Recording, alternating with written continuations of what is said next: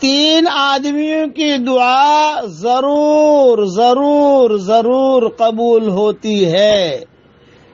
حضرت محمد صلی اللہ علیہ وسلم نے ارشاد فرمایا کہ 3 دعائیں خاص طور پر قبول کی جاتی ہیں، جن کے قبول ہونے میں کوئی شک ہی نہیں ہے۔ نمبر 1، اولاد کے حق میں باپ کی دعا۔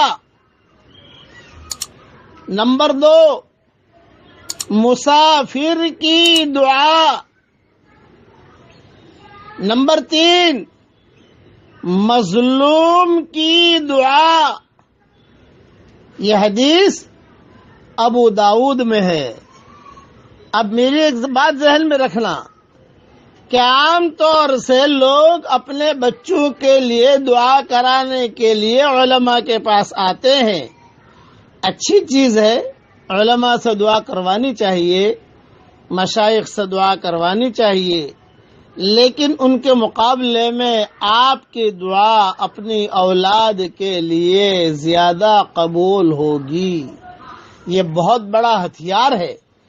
ماں باپ کی دعا جو ہے، اس میں خاص طور سے باپ کی دعا، یہ حدیث میں باپ کی دعا کا جملہ آیا ہے، یہ ذہن میں رکھنا، اس لیے کہ مائیں جو ہوتی ہیں عام طور سے دعائیں دیتی ہیں، اس لیے یہاں ماں کا نام نہیں لیا حضور صلی اللہ علیہ وسلم نے۔ باپ کی دعا، دعوت الوالد لولدہ، اس لیے اپنی اولاد کے لیے حسن ظن کے ساتھ دعا مانگتے رہنا چاہیے۔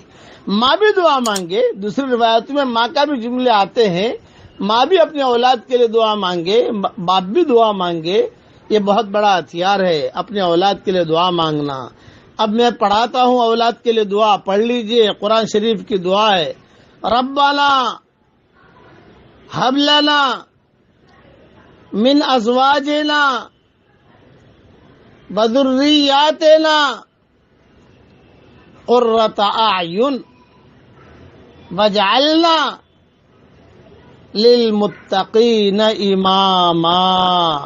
اے ہمارے پیارے رب، یہ عباد الرحمن کی دعا ہے۔ اللہ کے نیک بندے یہ دعا مانگا کرتے ہیں، وعباد الرحمن الذین یمشون علی الارض ہونا، کہ اللہ کے نیک بندے زمین پر تواضع کے ساتھ چلتے ہیں۔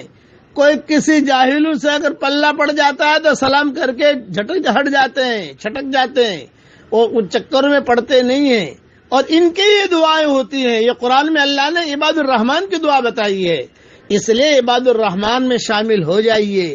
اے ہمارے پیارے رب، ہماری بیوی بچوں کو ہماری آنکھوں کا ٹھنڈک بنا دیجئے، اور ہمیں نیک لوگوں کا امام بنا دیجئے۔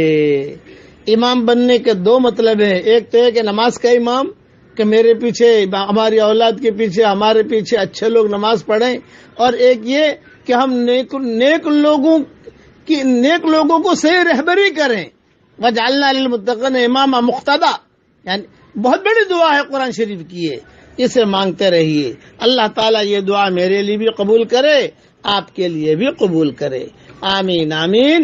والسلام علیکم ورحمۃ اللہ وبرکاتہ، وآخر دعوانا ان الحمد للہ رب العالمین۔